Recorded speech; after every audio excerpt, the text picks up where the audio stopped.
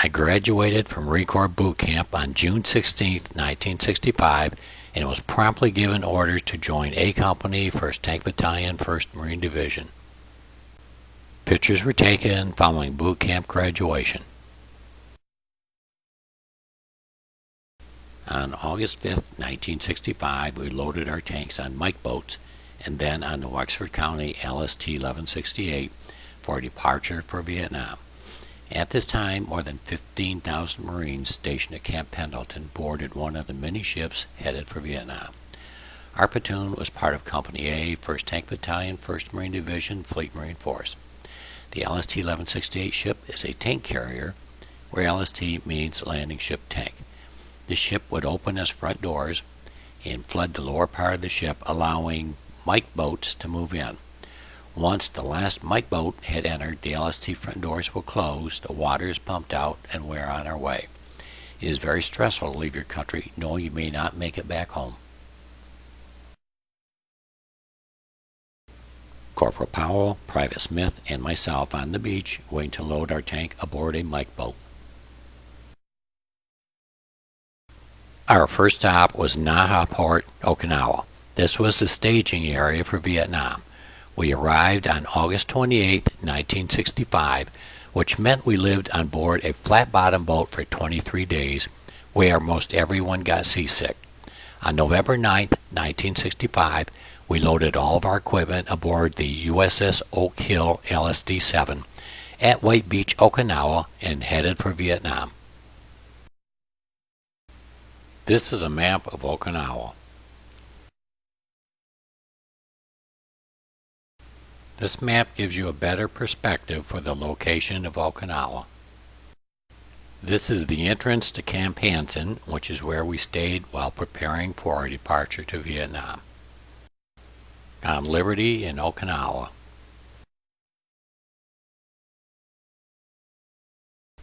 These are the guys I went to Vietnam with. This is the entire tank platoon, which consists of 4 Marines per tank, and there are 5 tanks in a platoon. We also had a radio man and a corpsman. Throughout the island are located many ancient tombs.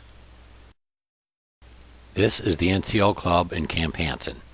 This is a place for non-commissioned Marines to relax, socialize, party, and have a few or more drinks. This is me after enjoying some of the numerous benefits of the club. We embarked on this ship for our 9 days trip to Vietnam, whereupon we became the 3rd Marine Division.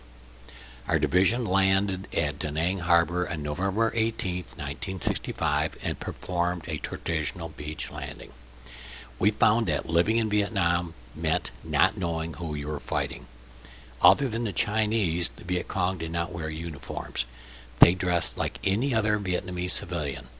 They appeared friendly and smiled as you approached them, and once passed, they would pick up a gun and start firing at you. This is the battalion headquarters near Da Nang. We stayed at this camp for a while when we first arrived in Vietnam. We would regularly see General William C. Westmoreland at this camp since this is where he stayed. General Westmoreland commanded the U.S. military operations in the Vietnam War from 1964 to 1968. In this picture, I am cleaning the barrel of the .30 caliber machine gun while Corporal Powell is checking the oil. A full crew on a tank requires 4 Marines, a tank commander, a gunner, a driver, and a loader. I have held all 4 positions. Notice the large disc sitting on top of the main barrel. This is a very powerful spotlight whereby you could read a book a mile away. We also had the ability to turn off the spotlight and turn on its infrared capabilities. With our IR binoculars, we could easily see the body heat of anyone moving in our direction. This is a typical Vietnam terrain. Every 3 months, we would take our tank into battalion headquarters for quarterly routine maintenance. Underneath the tarp is our diesel 12-cylinder turbocharged engine waiting to be overhauled. You can see our tank in the background with the engine removed. While my tank is under repair, I am standing guard duty outside the tank. The 30 caliber machine gun was pulled off the tank and set up on top of these sandbags for protection. This vehicle is a tank retriever and is used to haul broken down tanks into battalion headquarters for repair. One day, a group of infantry Marines returned from patrol and entered their tent directly alongside our tent. As is procedure, one Marine will collect all the hand grenades in order to return to storage. The Marine collecting the grenades had both arms full when one grenade dropped to the floor. The pin fell out of the grenade, causing it to discharge. Every Marine in that tent was killed. Many helicopters were brought in to remove the bodies. This is a Viet Cong village. Here we have Viet Cong prisoners returned from patrol for interrogation. This is another picture of the same prisoners. Our platoon was involved in many operations during our time in Vietnam. When we landed in Vietnam, Private Smith was still 17 years old and could not legally land in a war zone. So we celebrated his 18th birthday by picking him up off ship and brought him to camp. I'm sure this really made his day. This is my cot with a mosquito net. It helped to keep out many of the bugs and small lizards. When we were fortunate to live in a tent, this is how we lived. Living in a tent or out in the open meant no air conditioning, no electricity, no radios, music or TVs, nor cold drinks of any sort. This was the crew on my tank: Sergeant Wiedemann, Corporal Powell, Private Smith, and myself. This is a flamethrower tank, one of the few used in Vietnam. This picture shows the destruction caused by the flame tank. This is another picture of the flamethrower tank in action. Vietnamese villages would be built outside a Marine base camp. Their intent was to sell the Marines pop, pogie bait, well, that means candy, haircuts, and other goods. Pogie bait would only be bought if it was in a fully sealed package. Pop would never be purchased in a can, but only in a glass bottle. Before buying the pop, you would turn the glass bottle upside down and look for glass shavings filtering down through the pop. When it came time for a haircut, two Marines would always go together. After a traditional haircut, the Vietnamese barber would use a straight razor to shave the forehead and around the throat. The second Marine always held a gun on the barber until the job was safely done. The temperatures in Vietnam are exceptionally hot. You could quickly and instantly fry an egg on the surface of the tank during the summer months. We drank hot water out of 5-gallon cans strapped to the turret of the tank. We ran many operations alongside infantry Marines on search and destroy missions. On one occasion, we had to cross a river by crossing an old bridge. We had 3 tanks. I was the lead tank, so I was the first to cross the bridge. I was driving the tank about midway across the bridge when the tank commander radioed to me to put the pedal to the metal, since we were losing the bridge. I just barely made it to the other side of the bridge when the whole thing collapsed and disappeared. We were very lucky to survive that incident. On another occasion, we were called to a Catholic church because it was inhabited by Viet Cong. Our orders were to use the main gun on the tank and level the church. When we stopped firing, the building was leveled. By the way, this all happened on a Sunday, and yes, I am Catholic. Here I am carrying a live 90mm tank round. On February 3rd, 1966, I had the opportunity to go on R&R. I chose to go to Hong Kong for my 5 days away from Vietnam and absolutely enjoyed my time of rest and relaxation. I use the Star Ferry often to travel between the two sides of Hong Kong, the Kowloon side and the United Kingdom side. 3 Marines ready to tour the sites in Hong Kong. Here we have Hong Kong Harbor.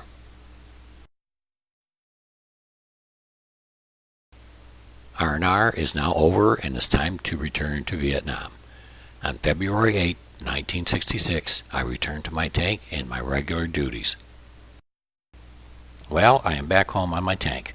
This picture shows me standing in front of the tank, carrying a .45 pistol and holding a .45 submachine gun. We found the submachine gun very useful when clearing a road, track, or pathway of anti-tank mines. A few bursts of rounds in the questionable areas would provide us with the secure knowledge that the roadway is clear. One day I was driving the tank down a main dirt road, believing everything was fine. We were not aware that our platoon jeep was a couple of miles behind me when they hit an anti-tank mine. The mine was so powerful that only fragments of the jeep were found. The two Marines in the jeep were scattered throughout an adjoining field. Either I straddled the mine and missed it, or the mine was laid shortly after I crossed that point in the road. It is time to move again. A group of us was given orders to make camp at Nam O Bridge. We had one tank, my tank of course, 3 Amtraks, these are land and water vehicles, a squad of infantry Marines, and a squad of ARVNs, which means Armed Republic of Vietnam, and are the Vietnamese military. Just as a side note, Nam O Bridge crosses Nam O River. These are the Amtraks that were stationed at the bridge with us. The back door of the Amtrak can be dropped, allowing many Marines and Vietnamese civilians to board. The Amtrak can cross land or water since it is an amphibious vehicle. After living at the river for about a month, one of the Amtraks had an assignment to carry a group of Vietnamese and Marines down the river. Unfortunately, the Marine driver forgot to turn on the bilge pumps, which is required to keep the vehicle afloat. The Amtrak sank and was washed out to the ocean. No one on the Amtrak survived or was found. Our assignment at Nam O was to protect the bridge at all costs from being blown up by the Viet Cong. This wasn't exactly like living at Cocoa Beach, but was better than living in the mountains or the jungle. Using this shower stall was actually a treat. When living out in the field, there were no opportunities to clean up. The water we carried was for drinking only. The tent in the background is where we lived. Unfortunately, the whole place was infested with rats the size of dogs. One night, after going to bed, one of the Marines in our tent felt something heavy on his chest. He reached down under his cot for his flashlight. When he turned it on, he saw 2 bright red beady eyes staring down at him. He jumped up and a rat escaped. Once during the day, we saw a large rat stuck in the pallets we used for a floor. 5 of us grabbed our K-bars, this is a large knife carried by tanker Marines, and stabbed the rat with all 5 knives. I held down the knives while a couple of other guys pulled up the pallets.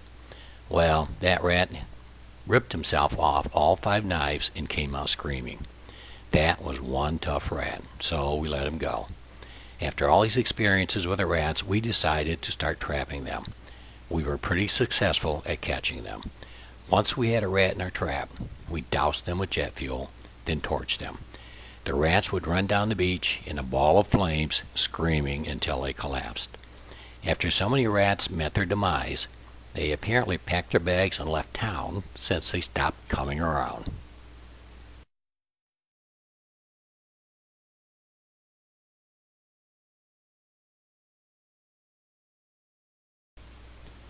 Nam O River was an ideal place for swimming and was an opportunity to cool off from the excessively hot days. We also took a motorboat out in the river and did some fishing while we were here. Since we didn't have fishing poles, we used hand grenades. The fish would float up to the surface. One time, we actually got a Komodo dragon and dragged him into shore. The next picture shows a typical Komodo dragon. This is a typical Komodo dragon. They can grow up to 10 feet long and weigh up to 200 pounds. A breezy day on the beach. This picture was taken inside the tank. I am loading a 90mm round into the breech of the main gun. 60 rounds of various types are stored around the inside of the turret. This is an old French bunker located behind our camp. This is what trees and bushes look like around our camp. This is the front of the bridge, located a short distance from our tent. Every night we would take our tank up to the bridge and aim the main gun down to the other end of the bridge. Behind the tank was located a Viet Cong town. On one particular night, Sergeant Wiedemann and Private Smith were on the tank, standing guard duty, while Corporal Powell and myself were in the tent catching some sleep before it was our turn. Shortly after falling to sleep, we were being bombarded by mortars. Corporal Powell and I got our boots on real quick, then headed for the trenches. When we first arrived at Namo, we dug trenches that ran from behind our tent to the front of the bridge where our tank would be located. Now we were all on the tank and took our positions. The mortars were coming from the Viet Cong town behind us. I got in the driver's seat, cranked up the engine, turned the tank around, and quickly headed for the town. Our guns were blasting as I was driving. Corporal Powell saw 2 males dive into the river and were swimming. Powell put the gun sights of the .30 caliber machine gun on their heads.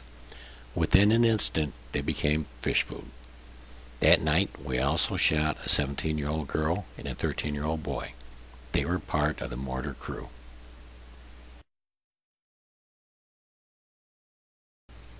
This picture shows more plant life growing along the river.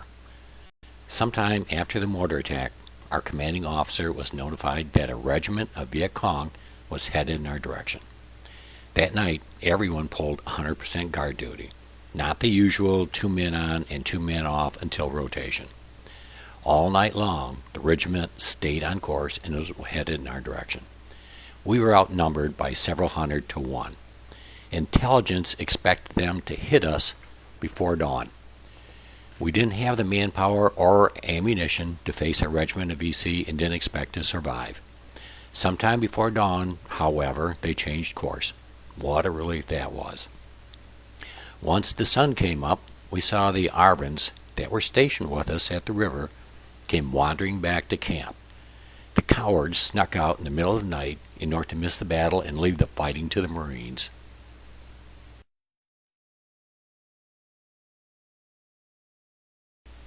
I think we filled thousands of sandbags during our stay at Namo River and never came close to running out of sand. This is one of the bunkers we built using the sandbags. This is a jet-propelled Huey helicopter that can deliver a remarkable amount of firepower. On one occasion, a Huey brought out a visitor. It was Joe Louis, nicknamed the Brown Bomber. He was the heavyweight boxing champion from 1937 to 1949 and died in April of 1981. He walked around and met everyone in the camp. He was one of the few celebrities that would go out in the field and meet the troops. During another time, when we were at battalion headquarters working on our tank, Charlton Heston showed up, so we showed him around the tank.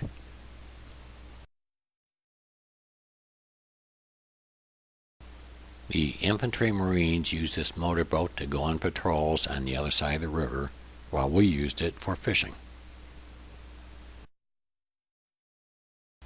On one fateful afternoon, 6 Marines with full packs, rifles, and cartridge belts boarded the motorboat in order to patrol the other side of the river. The packs and cartridge belts added a lot of extra weight to each Marine. The overall weight was too much for the boat, as the water was almost level with the sides of the boat. The lieutenant on board the boat told everyone to remain calm, don't panic, and slowly release their packs and belts. Unfortunately, one Marine panicked and stood up, causing the boat to sink. Since the sun was setting, we put our spotlight on the drowning Marines so one of the Amtraks could go out and pick them up. We watched as one head at a time would sink and not come back up. The Amtrak was able to save 1 Marine out of the 6. For several days later, we were pulling bodies out of the river. They were bloated to almost double their size. Their skin turned black and blue, while their eyes and face were eaten by crabs. We put them in body bags and stored them alongside our tent until a helicopter could come and pick them up. In the sweltering heat, the smell was horrific. It was time for us to move on and cover new territory. We completed our assignment at Namo Bridge. The Army moved in and was charged with protecting the bridge. Their manpower was considerably larger than ours. It wasn't too long after we left when the VC blew up Namo Bridge. This vehicle is called an M50 Unauthorized. The 6 guns are 106 millimeter recoilless rifles and can be fired in a rapid succession. The Unauthorized vehicles joined us on several operations. This map of Vietnam is shown marking the Da Nang area. We moved around a lot of the surrounding areas. This picture shows U.S. Air Force planes spraying Agent Orange. The herbicide program was used in South Vietnam between the years 1962 and 1971. The chemical herbicide was used to kill foliage that provided cover for the enemy. During this government spraying program, many Vietnam vets were sprayed as well as lived in areas that had been sprayed. Today, many of the vets that are still alive are suffering from some form of Agent Orange related disease or cancer. While in Vietnam, I saw the planes spraying on many occasions. I am currently fighting a second bout of kidney cancer caused by Agent Orange exposure. This is one of the many outposts we set up according to orders for a specific mission. If we knew that we would be there for a few days, we would set up a tank tarp to get some relief from the sun. While at one outpost, we attached the tarp to the side of a hill and cut bamboo trees for poles. At the time, we only had a 3-man crew. We were getting a lot of rain during those days. Since we had an issue with the tank and could not abandon the outpost, I volunteered to stay back alone and guard the camp while the other 2 crewmen took the tank in for service. After they left, the rain started coming down hard, while that night was very dark. No stars, no moon, just pitch black. Those nights are the worst because you are constantly straining your eyes and ears to discover the cause of any sound or motion. It was necessary to continually probe the rain-sagging tarp to prevent it from ripping. That wasn't bad enough, since at the top of the hill, just above where my tarp was attached, some kind of a lion was pacing and growling all night long. You could easily hear every footstep and every growl because he was just above me and he knew I was there. I had my .45 pistol out and ready all night, especially since there was no chance for sleep. I never did see him, but when you are that close, there is no mistaking those sounds. Occasionally, a track will break and come apart. Repairing the track is pretty heavy work and takes 3 to 4 guys to reassemble. One time, we broke a track in front of the Viet Cong town at Namo. Corporal Powell and I were the only ones on the tank and reassembled the track in record time. When a track breaks, the tank is very vulnerable. This is a picture of Hill 65 and is the site where several battles were fought before we got there and after we left. Somewhere around here, I walked up on a 1-2-3 snake. We were told that the VC would tie a 1-2-3 snake to a bush along a well-traveled path. The snake was small, but supposedly highly deadly. The snake got its name from the fact that if it bit you, you would take 3 steps and you would be dead. I was fortunate to be able to avoid the striking snake, and he was tied to the bush. This was our camp on Hill 65. The box on the ground just left of the cot is a case of sea rations. This was our daily food supply during our life in Vietnam. The sea rations were left over from the Korean War, which meant that the canned food we ate was 10 years old or older. Fortunately, if we were in the right area, we had the opportunity to pick bananas and coconuts. At least this food was fresh. This is the area surrounding Hill 65 and is one of the few color pictures taken in Vietnam that didn't melt. While patrolling the area, we would frequently fire our weapons into questionable areas. Now and then, we would get a secondary explosion. That meant we had a VC cache of ammunition and explosives. The VC were masters at hiding their supplies in very elaborate tunnel systems. Many times the entrances and exits would be protected by booby traps such as punchy pits, swing traps, tripwires, and other deadly mechanisms.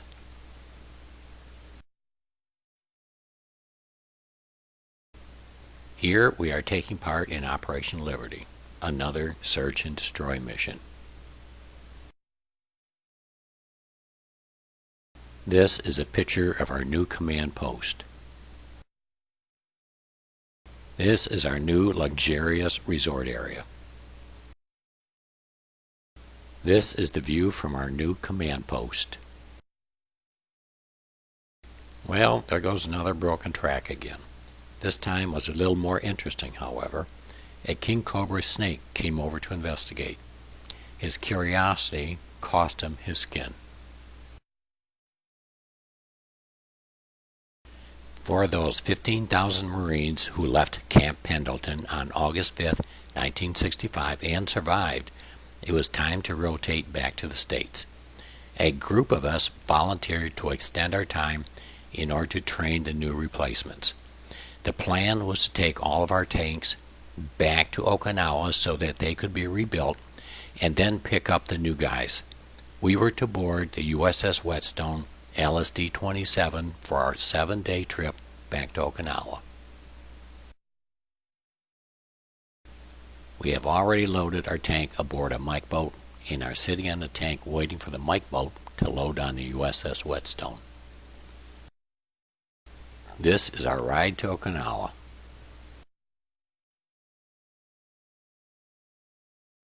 We are now back to Camp Hansen, Okinawa.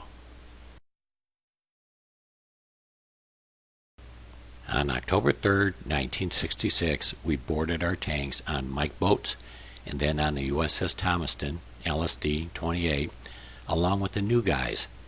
On October 28, 1966, we disembarked in the Republic of Vietnam at the DMZ. We were one of the first military groups to move up to the demilitarized zone. An interesting event occurred during our cruise to the DMZ. A group of us were sitting on the top deck listening to the radio. We just happened to tune in Hanoi Hannah. She began talking about our ship. She gave the name of the ship, listed how many tanks were on board, how many Mike boats, tank retrievers, how many Marines were on board, along with a lot of other inventory that she shouldn't have known. Then she followed up by saying that the Viet Cong just blew up the ship. It sank and there were no survivors. We got a kick out of her statement that we were all dead.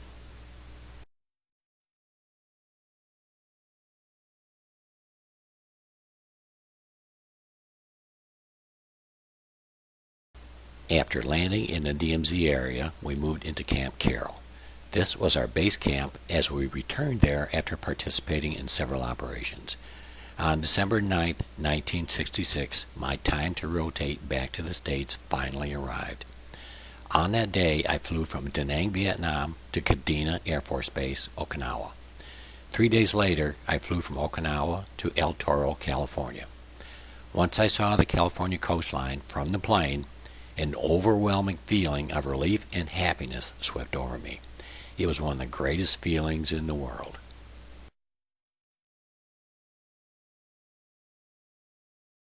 On December 13, 1966, I surprised my family and arrived home. They were expecting me sometime during the month, but did not know what day. I myself was informed the day before my trip to Da Nang. Coming home was everything I expected it to be. It was great to be able to go where you want, when you want, and do all the things you're able to do before leaving for the war zone. Food actually tasted good again. I had a 2-week leave, then reported to Camp Lejeune, North Carolina, and went on a 4-month Caribbean cruise. But that's another story.